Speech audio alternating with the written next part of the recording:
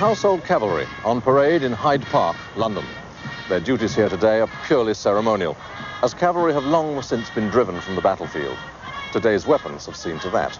But they are a glittering reminder of the days when cavalry was the premier arm of war, and horse soldiers the shock troops of many a victorious army.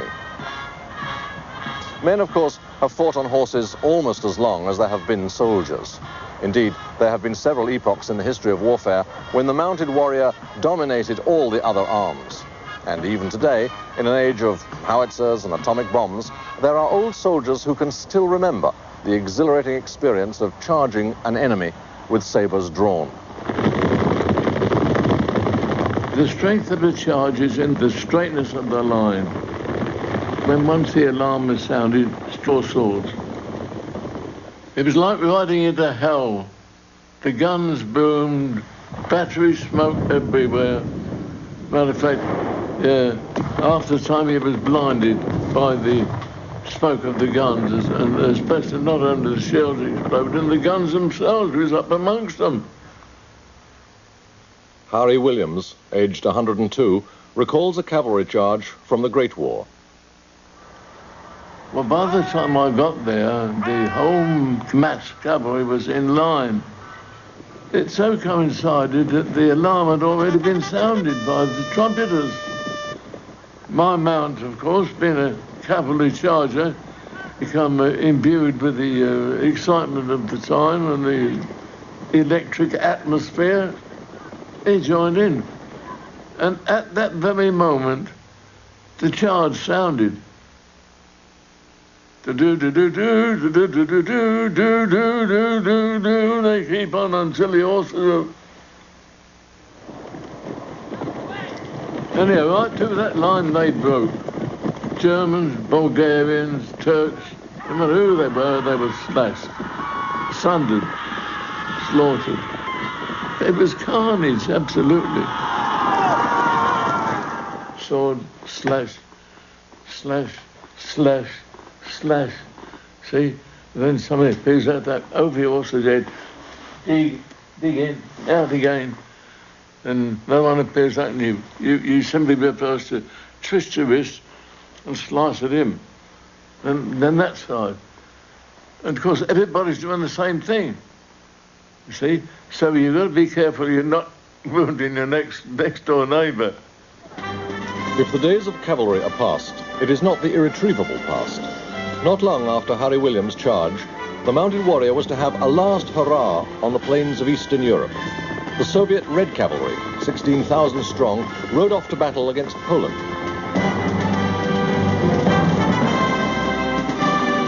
Outside Warsaw, the Polish cavalry defeated the Russian invader. The Polish riders returned homeward as national heroes. It was in the same heroic spirit that they rode out in 1939, 40 regiments strong, against the German blitzkrieg. Legend has it one regiment was actually to break its lances on the armor of German tanks. The rest was strewn like chaff in the whirlwind of Hitler's advance.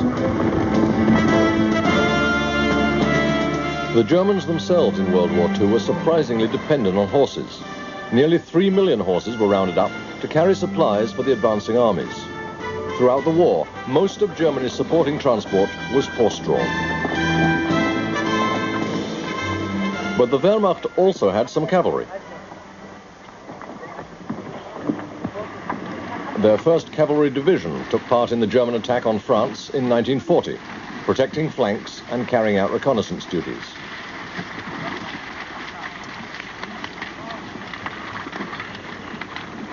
And when Paris was occupied, German cavalry took their place in the victory parade, before bowing out of history. Right chap! Right, Mr. Mates, come on, that's all that there, get out! Come on, court made you have to get up and wine, put on in, right, get out!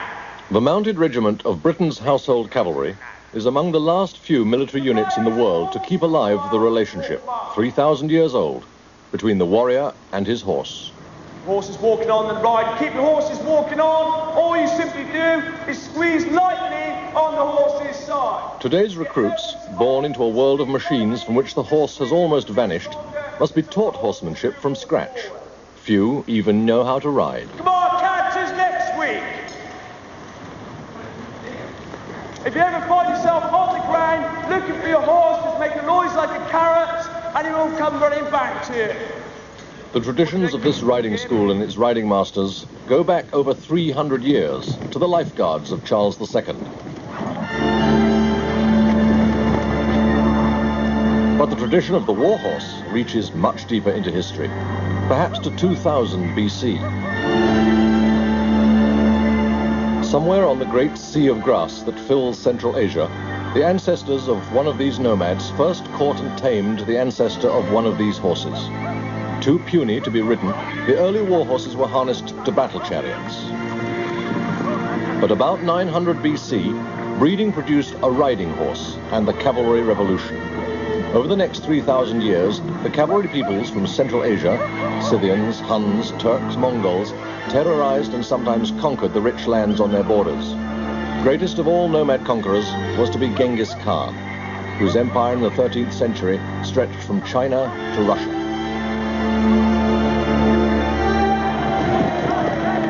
Among the first exponents of the cavalry revolution were the Parthians, a fierce tribe in Persia, constantly at war with the Roman Empire. Expert riders, their weapon was the bow, and their archery deadly.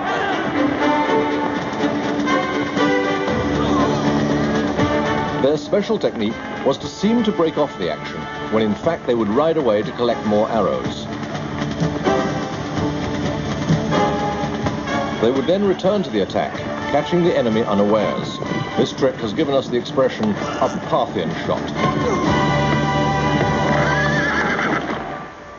Fiercest of all the horse tribes were the Huns.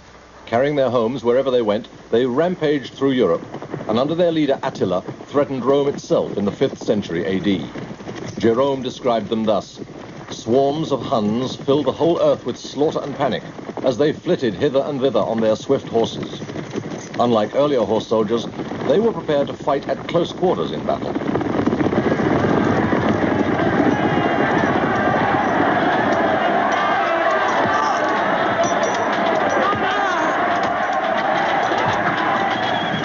Their ferocity and the destruction they wrought struck terror into the hearts of more settled people.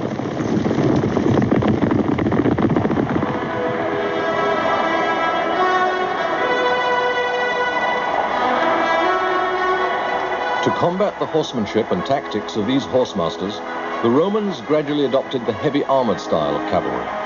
Called cataphracts, these armored riders could not save Rome itself,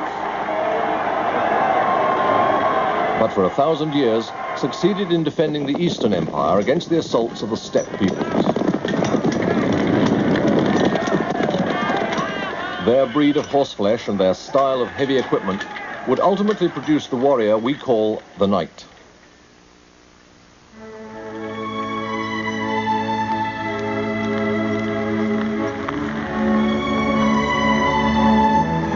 The wild steppe pony and his rider blended by instinct.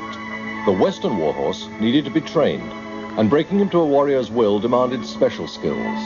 They are still taught today. Fighting on horseback is enormously difficult. The Mongols, of course, and the other warrior nations of the East grew up with horses and lived their lives on horseback. In Europe, it was different. Men had to be trained to become horse soldiers. Well, it's a tradition that's still continued here at Saumur, the home of France's cavalry. It was during the great French Empire of Charlemagne that the Franks were to become Europe's most expert horsemen. They relied on all the devices that had been developed over the years to turn a horse into a platform for a soldier. The bit, the bridle, the rein, the saddle, the stirrup, and the spur.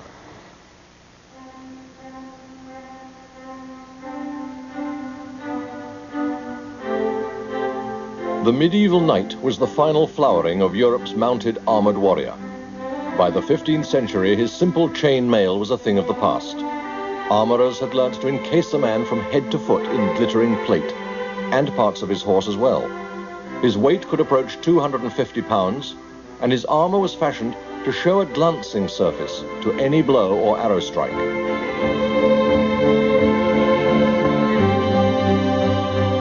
counterstroke, he carried a sword. All this equipment was exorbitantly expensive, so inevitably the knight came from the rich and ruling class. The crushing power of his weapons and armor allowed the knight to dominate the battlefield for nearly 500 years. With his body braced in stirrups and supported in a rigid saddle, he was ready for battle.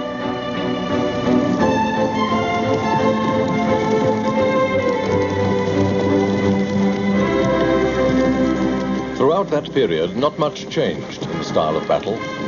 The Battle of Soissons in 923, of Bouvien 300 years later, and even of Agincourt 200 years after that, must have looked much the same.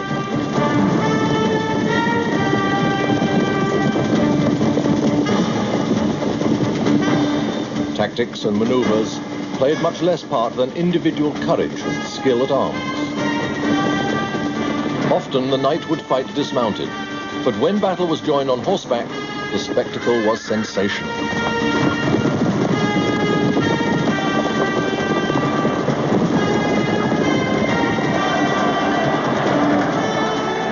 The knight Jean de Béville wrote of such a contest, "Neither in eating, drinking, nor sleeping do I feel what I feel when I hear the shout at them from both sides, and the neighing of riderless horses, or the call, help, help, or when I see great and small fall on the grass, in the ditches, or when I espy dead men who still have pen and lances in their ribs."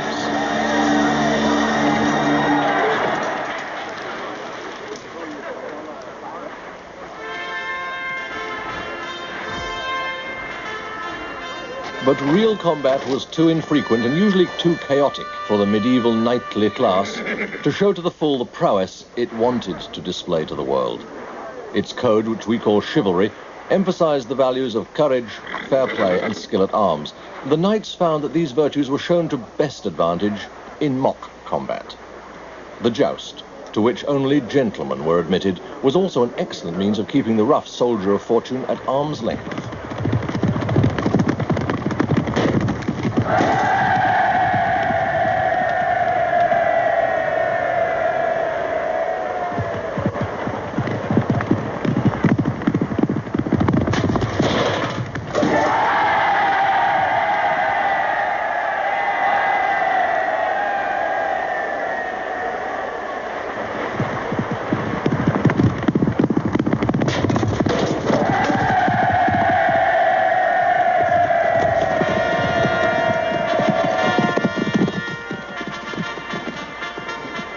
By the 14th century, when the tournament had become the most popular upper-class social event in Western Europe, its purpose as a training for combat, single or collective, had almost been eclipsed.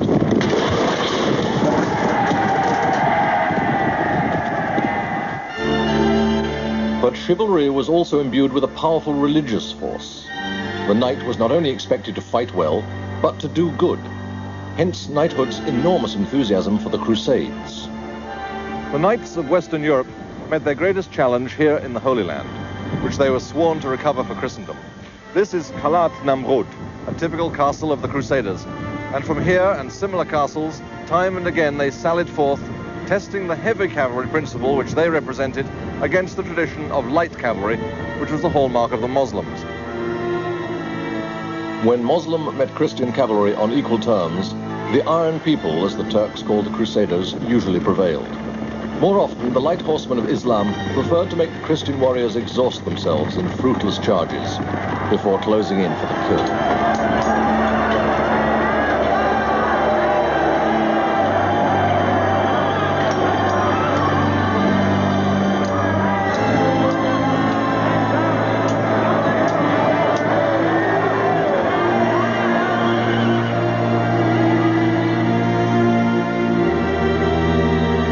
So expert did the Muslims become in cavalry tactics that in the Battle of Ain Jalut in 1260, they met and defeated the hitherto invincible horde of the Mongols on the plateau above the Sea of Galilee.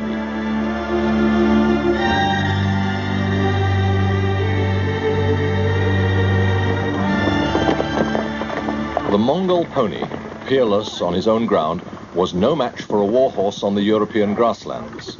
Here, the abundant grazing and winter hay made a mount that would always outrun a steppe scavenger. Fine horseflesh is still the raw material of good cavalry, and today special care is taken to choose horses for the British Army. And this is the Black Wheeler. What sort of age is he? How is he meant to be? I think he's 5. Yes, I'll agree with that. Just over 15-1.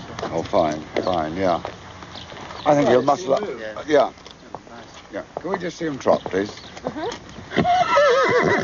All right, little lad.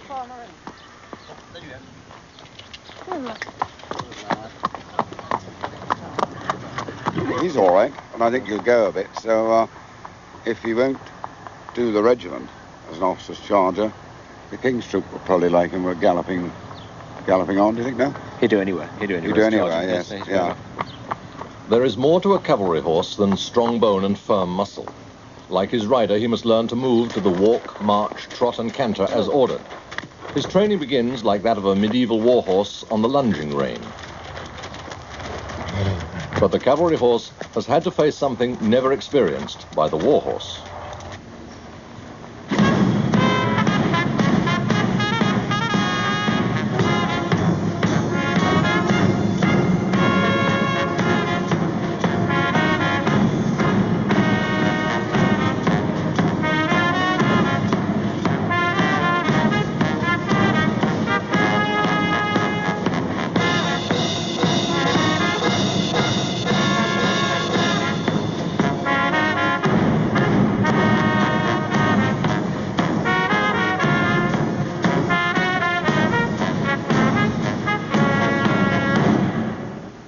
The cavalry charger also had to learn to endure the appalling uproar of a gunpowder battle. Horses are acutely nervous creatures. Only delicate handling and carefully measured doses of exposure would accustom them to stand and move steadily amid the din of muskets and cannon shot. Nowadays, instead of battle, the chargers and drum horses of the household cavalry must still be taught to withstand the clash of cymbals and thunder of kettle drums.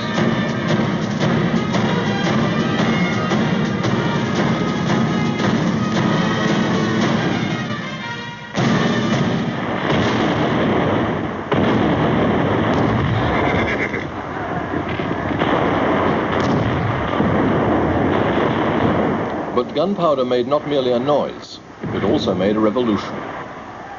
In the 16th century, the musket and the cannon, against which no suit of armor was proof, made the man who wore it irrelevant.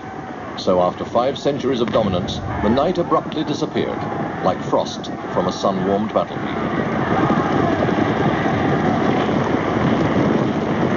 The horsemen who survived, like those of the English Civil War, had to find new roles. One was to act as a final shot force. The other was to pursue the enemy to destruction.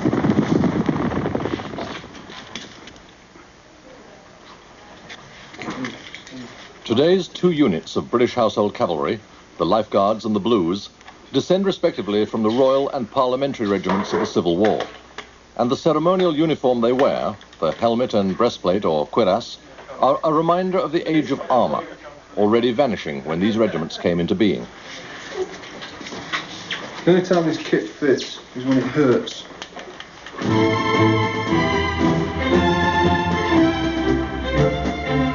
Light cavalry, the scouts and skirmishers of an army, wore no armor at all. They made up for it by the splendor of their uniforms. There were never more magnificent soldiers than the hussars and lancers of those days.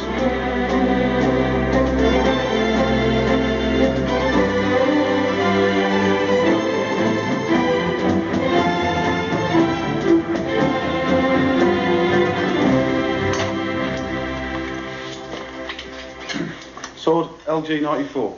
Yeah. Front cuirass LG 143. Yeah. Back cuirass LG 47. Yeah. Helmet LG 257. Yeah. That is all your kit. There is £5,000 worth. You will look after it. If you lose it, you will pay for it. If you go over there now, you can sign for it.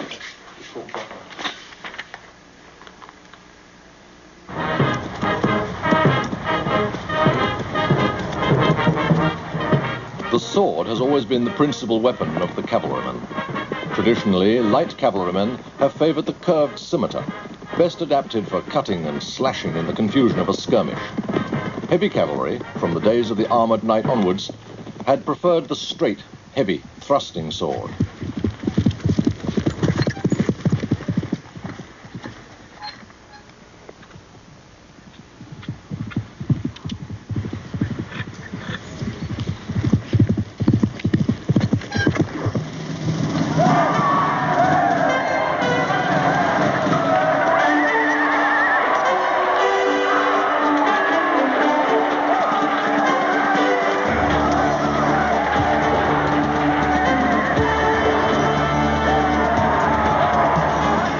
For most cavalry, most of the time, their swords were completely blunt. So in the melee, it was normal to slash with the blade like a poker, or even punch with the hilt of the sword like a knuckle duster.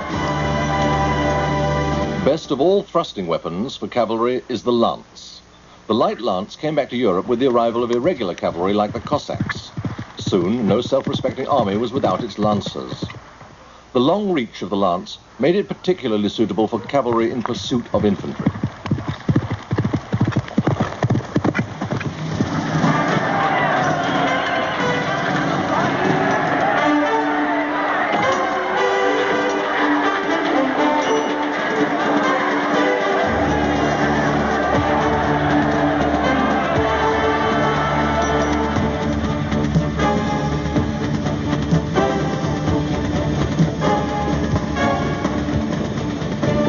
The lance was also used against close-ordered troops.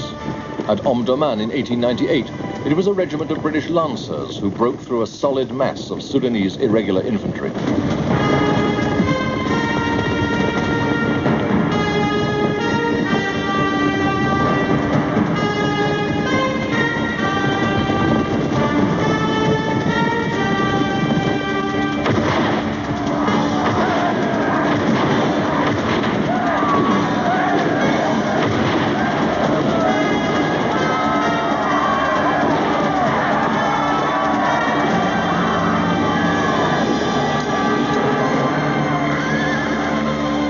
Cavalrymen also experimented with firearms, seeking means to turn a threat into a tool.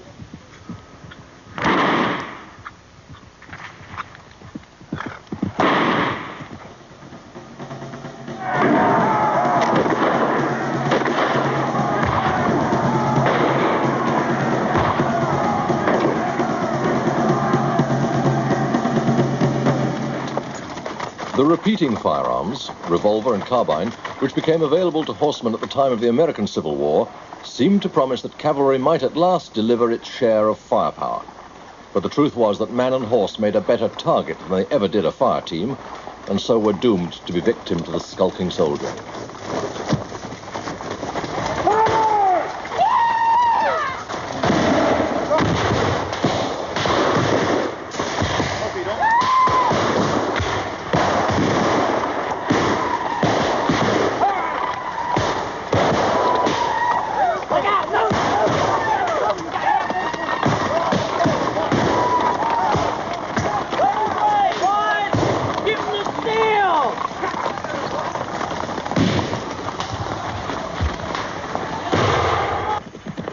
No weapon made by man outdid in importance to the cavalryman the weapon bred for him by sire and dam, his own horse.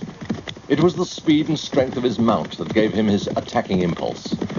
In a well-timed charge, the horse could be used literally as a unit of shock to batter down an enemy formation. And it was the shock action of cavalry which on occasions decided the outcome of a battle.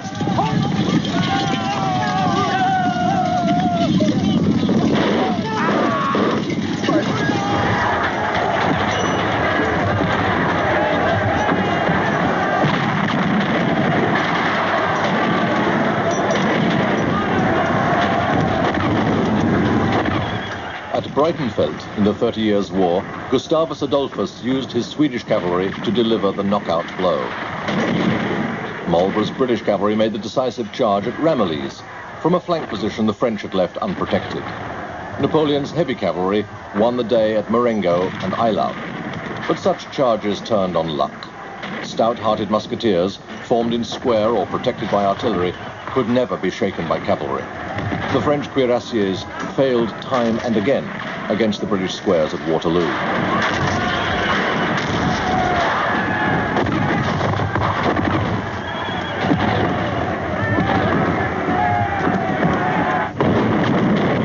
British hussars and lancers were massacred by Russian guns at Balaklava. Into the Valley of Death rode the 600.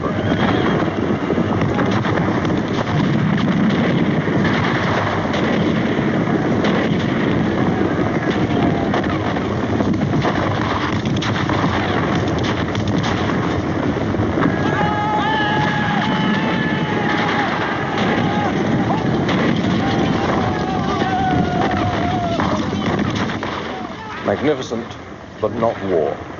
That was how a French general described the charge of the Light Brigade. Certainly, throughout the 19th century, the cavalry in most European armies continued to look magnificent. And occasionally, they still did magnificent things.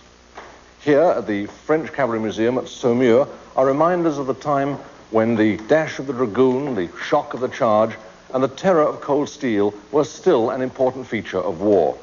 But already the writing was on the wall for the horse soldier. The increasing firepower of 19th century weapons was the beginning of the end, even if it was to take many years for the full realization to sink in. However nobly born an officer, however gorgeous his uniform, no breastplate could keep out the modern bullet.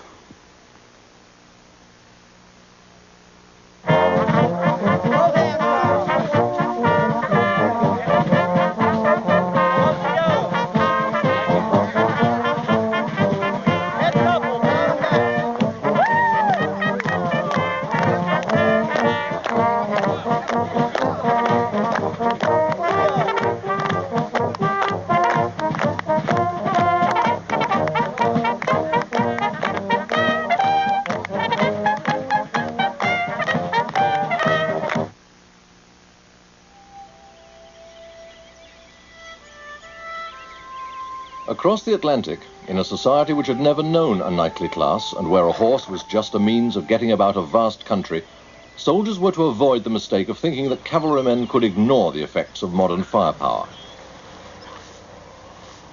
Ref! They're platoon, all present accounted for, sir. First order of the day will be get your horses watered, and let's get them fed, and let's get them groomed. We'll have an officer's call at 6:30. Expect to be on the road at 7 o'clock. Dismiss your troops. Second platoon. Both sides in the American Civil War raised large forces of cavalry. By 1865, there were 80,000 horsemen in Union services and 40,000 in Confederate.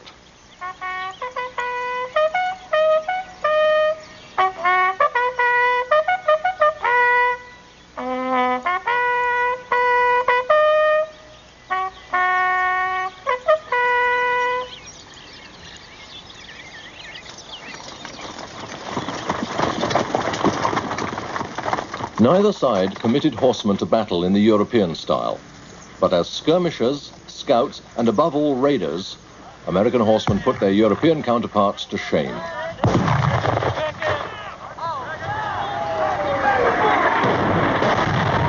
At a rare cavalry battle, a complacent European observer recorded, "Their cavalry fights are miserable affairs. They approach each other with considerable boldness, and until they are within about 40 yards. Then, at the very moment when the sword alone should be used, they hesitate, halt, and commence a desultory fire with carbines and revolvers." Turn the line! Turn the line! Left! Drop on left flank!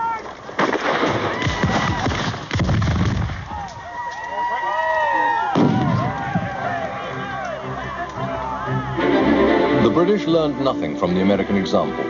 Even in the expanses of their empire, they continued to train with sword and lance. And when, in South Africa, they encountered enemies who rode like Mongols and shot superbly from the saddle, the price of their arrogance proved costly. All the Boers were mounted, every Boer possible. Certainly there were ponies compared with our cavalry horses, much smaller. So that's what we call them, Boer ponies. Of course, by that time, the British Army hadn't even got acclimatised, never mind about understanding Boer ways and Boer tactics. It was a difficult thing to instill into their mind. My job as a scout was to see without being seen. So I didn't have to get in the line of fire more than I could possibly help. I had to live to guide the others. I knew it was going to be a long war. And our government had misjudged the strength of the Boers. When British cavalry tried to clear the field by a close order charge, the Boers simply melted away to reappear another day. Finally, British cavalry had to swallow their pride and learn, as we see here in this rare film of 1900, the tactics of dismounting and fighting like infantry. It was paying the Boers the flattery of imitation.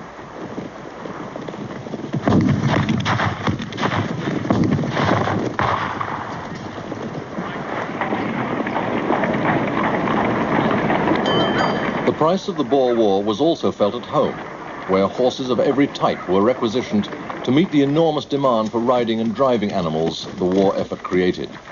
Many of these arrived in South Africa unfit, were rushed into action without acclimatization, and were usually ridden by inexperienced horsemen. And I remember one lot that was sent out to carry these guns away, but they couldn't get them to start. No, they hadn't the faintest idea, you know. You're going to laugh at this. Somebody had a bright idea. He said, these are bus horses, tram horses.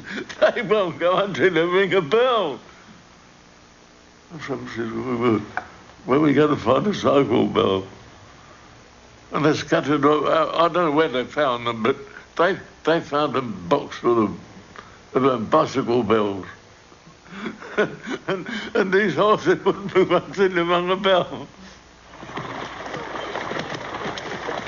By the end of the war, the British had 80,000 soldiers on horseback. Another 400,000 horses pulled the army's guns and supply wagons. Many were poor specimens to begin with, and the long sea voyage, followed by overwork in a strange climate, killed them in droves. War is always cruel to horses. 2/3 of those sent to South Africa died in harness. I think the horses were wonderful. Many a horse dropped dead, you know, with exertion.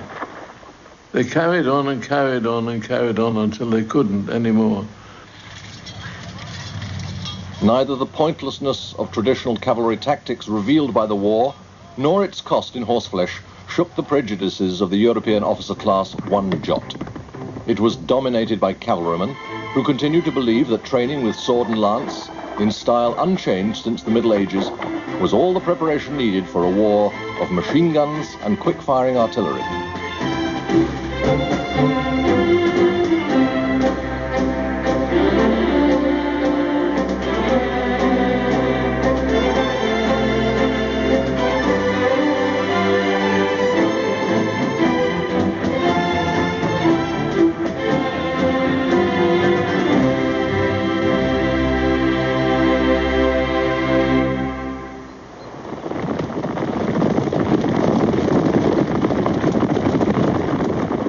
The future of the cavalry arm itself was unquestioned. It seems probable that in 1914 there was more cavalry in existence than at any previous time in history. Britain went to war with 10,000 horses, trained in the new tactics of dismounted action.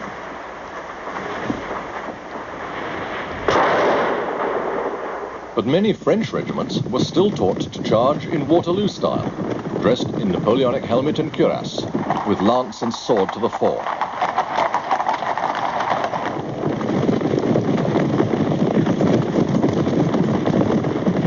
Still believing in the invincibility of cavalry, the French mobilized 10 divisions.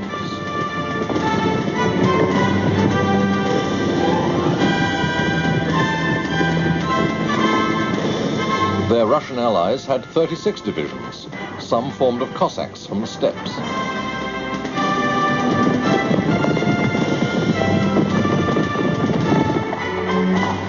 The Germans sent 11 divisions to war, and their Austrian allies another 11.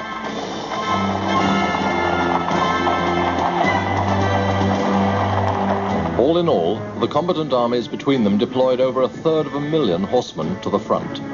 And this cavalry was not only a negative quantity on the battlefield, they were also a positive drain on the war effort. Horses demand constant attention. Grooming, shoeing, feeding, watering, exercising, cosseting. And this care is labor intensive, each horse even having to be numbered and registered as army personnel.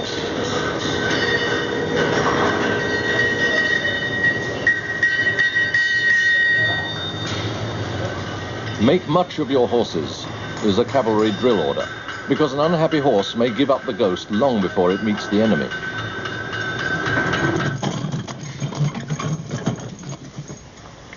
Unlike machines, horses not in action still require effort on their behalf. Horses produce waste in enormous quantities. Mucking out is the least popular of all stable duties. They also consume food in equivalent bulk. The cavalry ration is 10 pounds of hay or grass a day and 10 pounds of grain. By the end of the war, when Britain had shipped 5.25 million tons of ammunition to France, it had shipped 5.5 of hay and oats.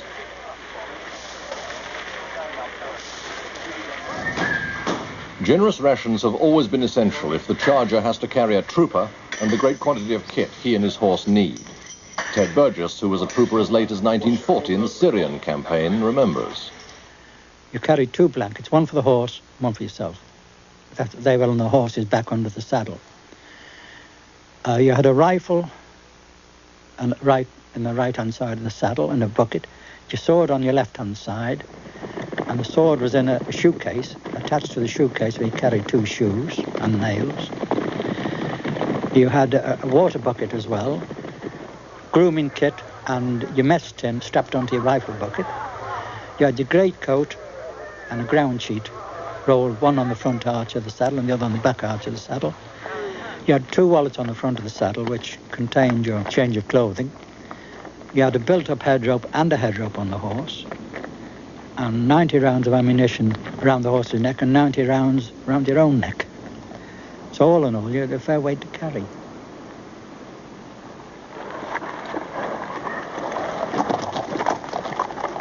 However well fed and watered, horses fall sick as often as humans and need quite as much doctoring. Drinking all right? Yes. That's perfectly normal. Just have a quick listen to his heart. Steady, steady, steady. Horse casualties in the First World War actually exceeded human. Of 900,000 horses enrolled by the British Army between 1914 and 1918, a quarter died. 60,000 were killed on the battlefield by bullet, shell, or gas. Just as hay and straw took up far more shipping space than shells, horses took up more train space than men. It took 250 trucks to transport an infantry division, 1,000 to transport a cavalry division. And the really difficult trick was to coax the horses on board.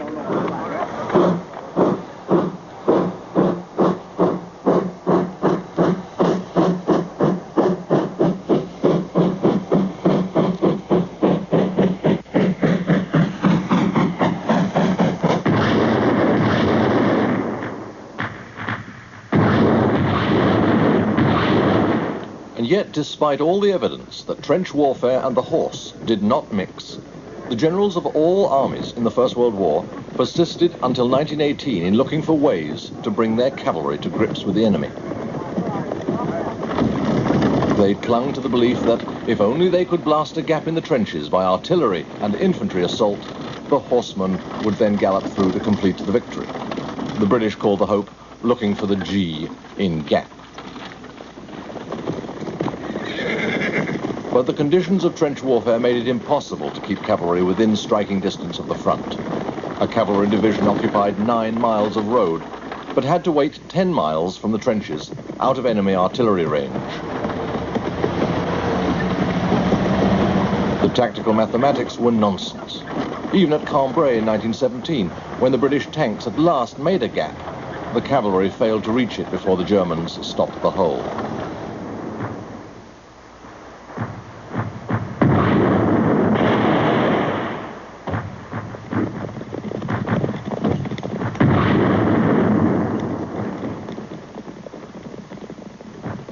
And however great the difficulties of the approach, the dangers at the front, when horseflesh met bullet or shell fire, were far greater.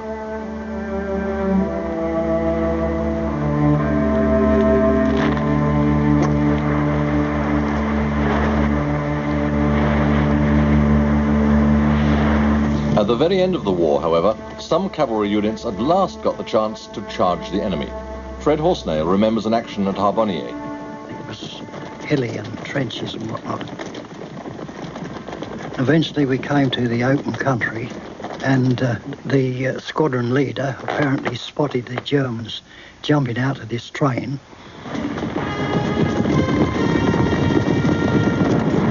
We settled down in our saddles and took as much protection behind the horse's neck as possible.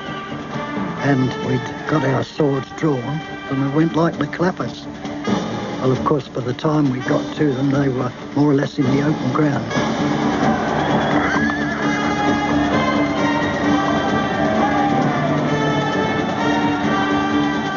But unfortunately, I received a clout in the back. I could see this blood coming out of my sleeve, and I thought to myself, oh, I've got one. And of course I started to drop back. Well, the next thing was, how am I going to get off this ruddy horse? So I just let my arm drop down onto my greatcoat that was on the front of the saddle, and released the sword knot and dropped the sword, and picked this arm up and put it up here. And of course after that I passed out. I don't know what happened. There were a few places where the cavalry of the First World War found the space and immunity to maneuver with the freedom of the horsemen of old. Against the Turks in Palestine, the British General Allenby deployed a large mounted force. Here in the open plains of the Holy Land, familiar in the past to charioteers, steppe nomads, Saracen light horse and crusading knights, horse soldiers fought their traditional battles for the last time.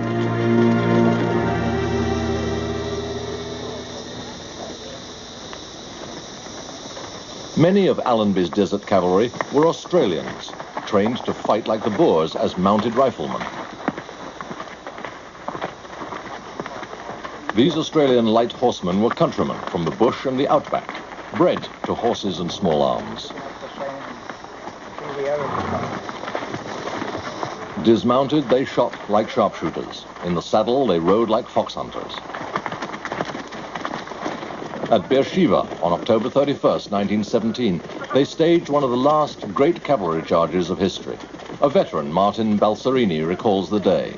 Just before we left, and we left at dark, and we done 40 miles that night through desert. Then we camped in the daytime, and next night we started off again, and they done another 40 miles, and still without water. Beersheba was the only place where there was water. If we couldn't have taken Beersheba, well, them horses wouldn't have, they would have had to do another 30 miles, and they wouldn't have done it.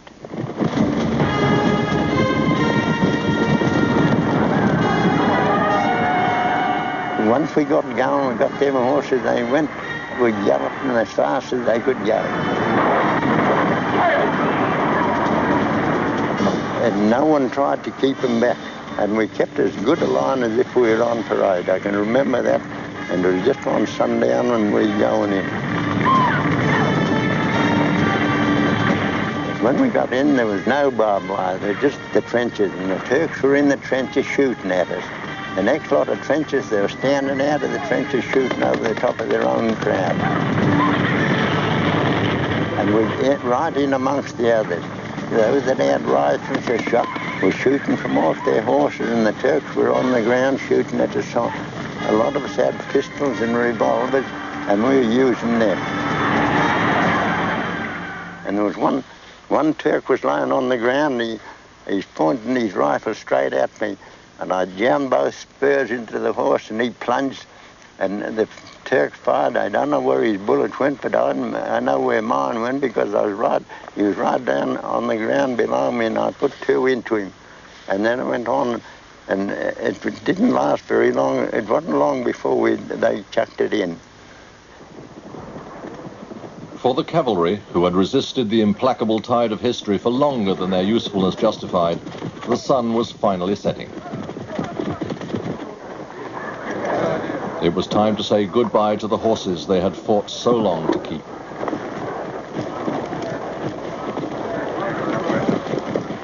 One by one, the cavalry regiments gave them up.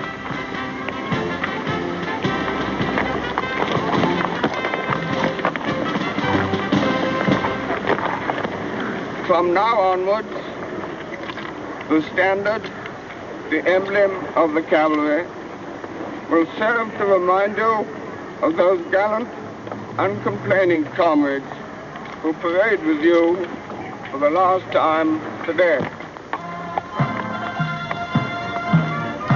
But it would be misleading to say the cavalry died altogether. In some armies it did, of course. In others, like the British, the cavalry showed against all the historic evidence that it could adapt. They became mechanized.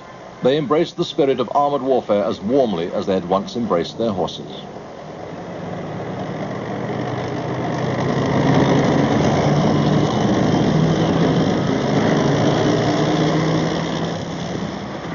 The household cavalry, the last regiment who still ride horses in the British Army, fought with great gallantry in armored cars in World War II.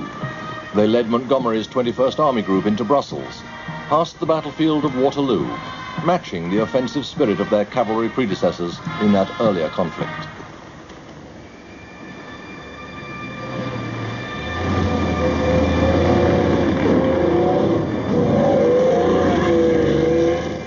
Neither in spirit nor in name has the cavalry died altogether.